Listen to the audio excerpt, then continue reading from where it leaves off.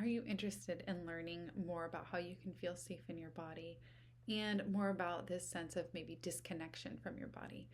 This video is for you. It's the second video I'm doing on this subject, but this is a slightly different take. So today I'm going to talk about the psyche-soma connection or disconnection. So this is the body-mind thing. And I don't know if you've heard people talk, right, about like the body and the mind and, what there's this kind of weird thing, right? Because can the mind even really exist without the body? And so Winnicott wrote this fantastic paper, and it's called Psychosomatic Illness and its Positive and Negative Aspects. And Winnicott was a medical doctor and also did analysis. And so I really like Winnicott's perspective because there's this understanding of human development and how that interacts with our understanding of the mind and identity. Okay, so let's start with what is the soma.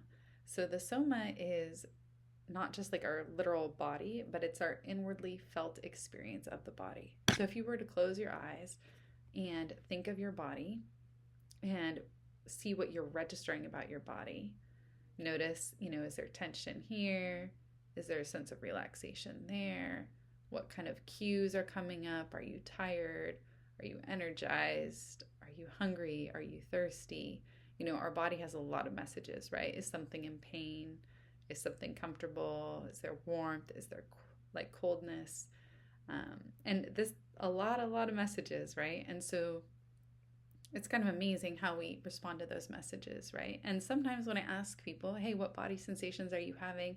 They tell me none, right? There's been a complete disconnection from those body sensations. And so this would be considered like a disconnection from the soma, right? That bodily sense of self. And the soma in psychology, depending on your perspective, but it also has this unconscious component, right? The soma can be seen as a source of like knowledge and wisdom. And sometimes we don't have access to the things that our body remembers. And I can talk a little bit about that in the context of trauma and when our body remembers things that we don't literally remember. And also, like, the soma is kind of our way of bodily connecting with others and experiencing our body in the world, in nature. So there's so many different ways that like our body kind of plays into our experiences and in these different contexts. And there's this concept that self-awareness parallels body awareness, which I think is kind of interesting, right? Because often I think growing up, we're taught to ignore our bodies and to ignore the cues and kind of keep our body in like a little tidy box and to be almost robotic, right? Like little kids are expected to sit still, to not wiggle. If they have to go to the bathroom, they're told to hold it until, so they don't interrupt the class. So I think from a very early age, we're trained to really disconnect from our bodily impulses. And of course, there's some wisdom to that, right? Like we want to be able to carry out important tasks and not always be interrupted to take care of the body's needs. But I think sometimes we shift too far in the extreme and we ignore too many of those needs, right? And that can become a problem. Like there is research on how, like if we don't eat, our cognitive functioning starts to kind of deteriorate, meaning we're not thinking as clearly. We're not doing as good of a job problem solving. And do you really want like the judge presiding over your case or like the doctor who's going to do surgery on you? Do you want them to be hungry? Do you want them to be tired? No, you don't probably, right? So then why do we go about the world and not take care of our own bodily needs? I think sometimes that's a question that takes a lot of unpacking in therapy, right? Like, why is it so hard for us to get in touch with our bodies and to take care of them? And that can be a really good conversation to have, or like a good journaling topic, right? What is in there that's keep making it hard for us to reconnect with that, with our experience of our body? Okay, and so I'm going to talk about this idea of psychosomatic indwelling. So this is the developmental piece. And I really like this because Winnicott has this great concept here of talking about how when we talk about the psychosomatic, we're basically saying two words, right? This is like the mind and the body. And we use a hyphen between them. And he said that the whole idea, right, is that there's a dissociation here, right? A dissociation, a disconnect between the mind and the body. And then, like, the illness is literally that disconnection. And so when we see things that are psychosomatic, right? Or like someone's been told, oh, like your headaches are psychosomatic, or your stomach pains are psychosomatic, or whatever the case may be, your seizures, right? Some people do have, they call them psychogenic now because they don't want to have the same stigma. But I feel like psychosomatic as an umbrella term has been given kind of a bad stigma that probably didn't even need to be there, right? Because I think that if you're talking about a disconnection between mind and body as contributing to an illness, to me, that's like very understandable. And there shouldn't be too much shame in that, because I think it's common for us to have disconnections from mind and body. Like, have you ever seen someone telling you a story and their voice sounds really sad, but they're smiling? We do these things all the time, right? These subtle disconnects, and they can be easier for someone else to pick up on sometimes than for us to pick up on them. Okay, so this kind of disconnection, this dissociation that happens. And so what Winnicott says is the illness and psychosomatic disorder is not the clinical state expressed in terms of somatic pathology or pathological functioning, like colitis, asthma, chronic eczema. It is the persistence of a split in the patient's ego organization or of multiple dissociations that constitutes the true illness. And I thought that was really interesting, right? Because he's saying that it's this internal piece that's being manifested in the physical symptoms.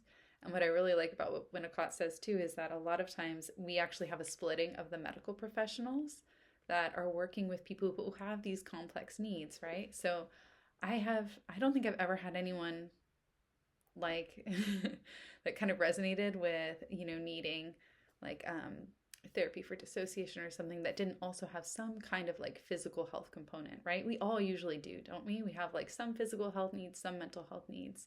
And maybe this resonates with you, right? Like, have you had stomach aches, headaches, aches and pains that didn't really seem to have a medical reason?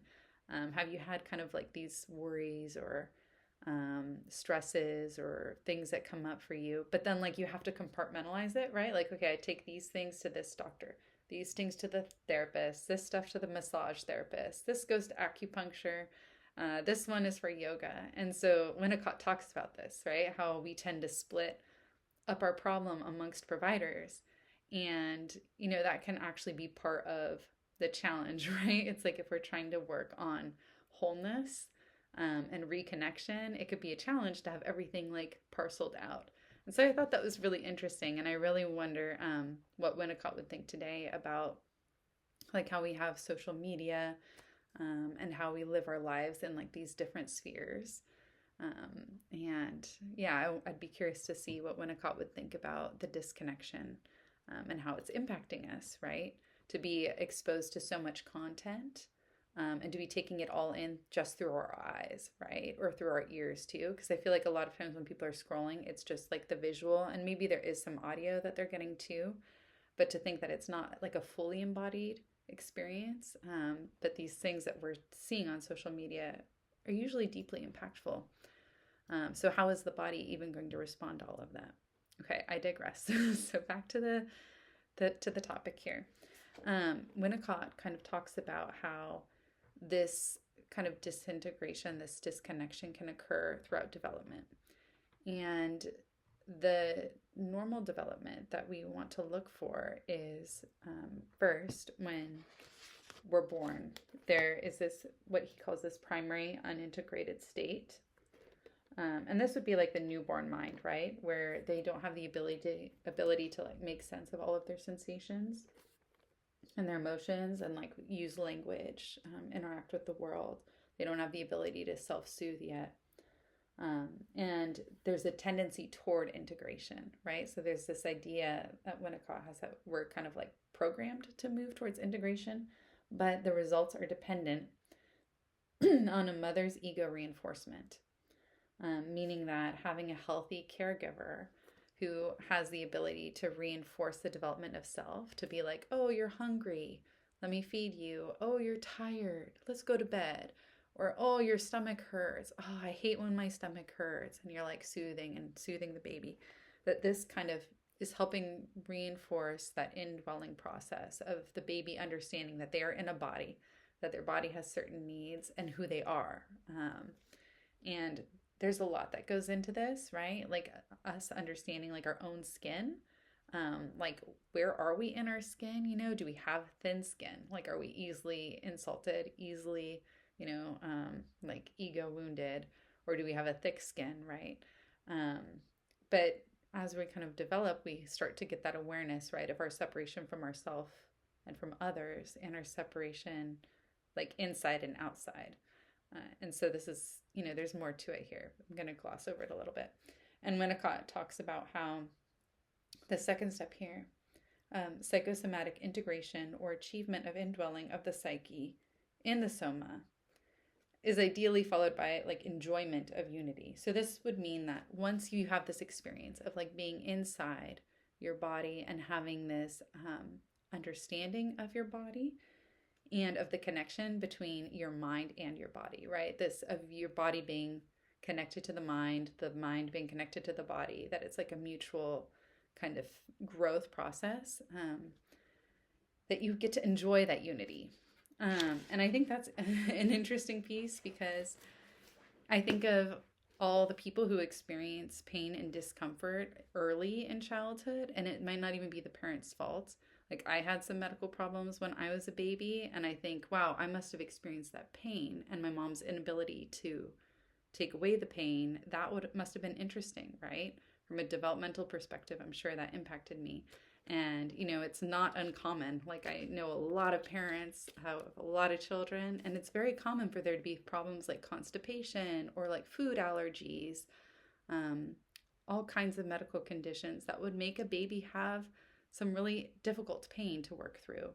And so I imagine that these things could impact the development of the connection between the mind and the body, and also that sense of enjoyment, right? Because we want to be able to enjoy being in the body. And I think this is a big piece of trauma healing, right? Is if the body has been holding a lot of pain, if the body has been something that we think has made us unsafe or vulnerable, how are we going to reconnect with that?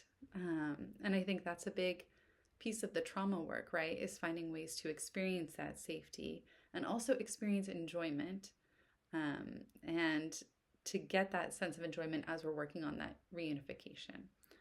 And so something that Winnicott talks about is how naturally,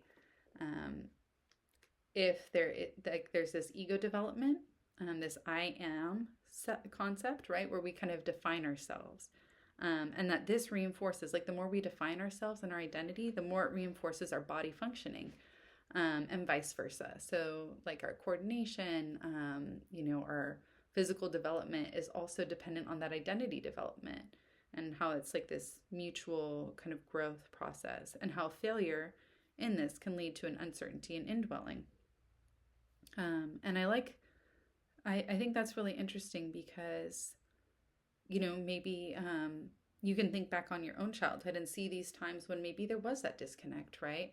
And I think even from a gender perspective too, like if someone wasn't happy with the way their body aligned with their inner sense of self, like how that could create some disruption with indwelling, or just even with other things too. Because I think growing up, we're subjected to different ideals and standards, and when we have that like power and control and like dissatisfaction with the body, I think that can contribute to some of this, like seeing the body as an adversary, seeing the body as not good enough. Maybe some internalized ableism too, right? Of if there is a limitation or a condition or a disability, like further tension there. And, what are our support people doing, right? Are we getting like encouraged when we have this stuff come up? Are we getting nurtured through it? Or are we getting told to like disconnect more, right? That's a good question. Like, what was your experience like? And how have you worked through this stuff? And so Winnicott talks about how, like the splitting that can happen between the mind and body, or the psycho-soma, protects against annihilation, and also like a flight into intellectualized or spiritual existence, but basically that it's protective. And I really like this line. He said, naturally, when the personality is dissociated, dissociations in the environment would be exploited by the individual. And I like this because I think it's quite true, right? Like when we do have a lot of disconnections internally, I feel like disconnections in systems can become like almost like this loop, right? Like a feedback loop that's not very helpful. So this would be where like maybe you're seeing a psychiatrist and you're also seeing a primary care doctor, you're seeing a therapist, or you have a massage therapist, and like nobody's communicating. And like pieces of very important information are kind of falling through the gaps. And it's not really the person's fault, right? But it's almost like there's a dissociation in the system that is reinforcing it. And I've even seen this like within an agency. You can have like multiple people working to try to help someone. And then yet it's hard to keep everyone on the same page, right? And so there can be this like disconnection, this dissociation that can continue the same cycle. And I really, I thought that was interesting, to kind of look at how we get kind of split up and divided by our careers, right? Like as a therapist, I'm not like, someone's medical doctor, and I do try to work hard to like bridge stuff, but I can see how maybe dissociation can get exploited. And Winnicott also makes this really interesting point about like how doctors, when they're becoming doctors, you don't necessarily see like what kind of dissociation they're going to have, or like if their dissociations match like well with their patients' dissociations. And that is something that I think a lot about too, is like how does my like tendency or like my inclinations, how does that interact with the people I work with? And I don't know if you've had this experience. I think this is a pretty common experience. I've heard about it a lot, where people will realize, oh, this person also has their own like dissociation, and it's kind of impacting in a way that is has to be addressed, right? And in therapy, we have something called transference and countertransference, which is the way that the working relationship of the therapist and the client is being experienced by each person. And there's like a part that we're aware of or conscious of, and also a part that we're unconscious of. And so I think this is like whenever we're working on topics like disconnection, dissociation, reconnection, like body, I think it's really good to mention that, because the transference and the countertransference is a great way to work through this, like being able to talk about the relationship, talk about what's coming up, talk about any disconnections, any dissociations, and just kind of like see that as ways of creating change, right? Like when we break the pattern by talking about the pattern, by like not just repeating it. And then I think it was interesting too, this idea of like having to have a unified view of the patient and the illness without seeming to do so in a way that gets ahead of the patient's ability to achieve integration to a unit. So that like not getting ahead, right? And like trying to be integrative, but not going like, kind of keeping pace, right? Like how do we work together?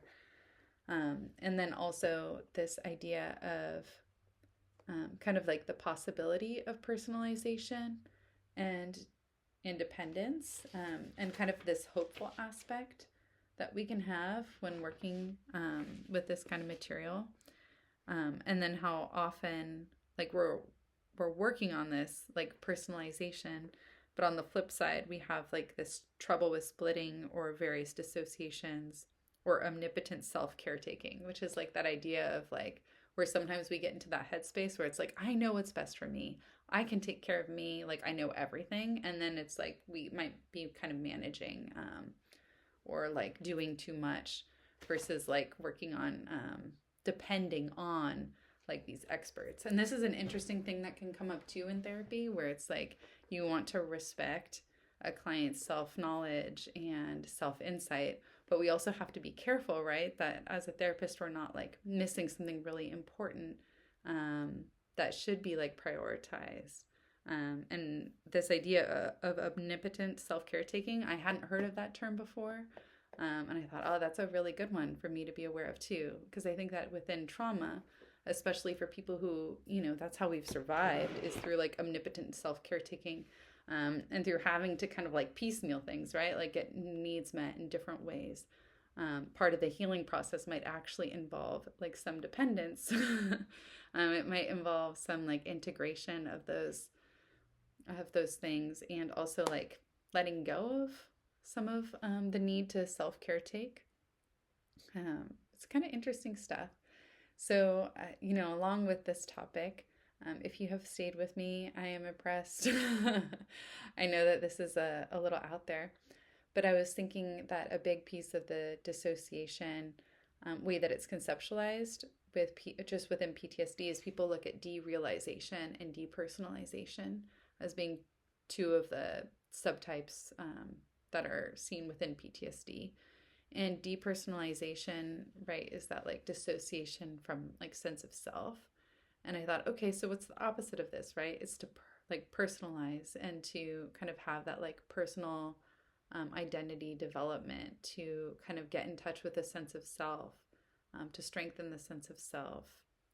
I thought that was kind of interesting, right? Like getting in touch with our thoughts, our feelings, our body sensations, and kind of, you know what I mean, flipping it. Like if we're experiencing one thing, what would the opposite of that be? I'm curious about that as a potential solution or like a point of view to take.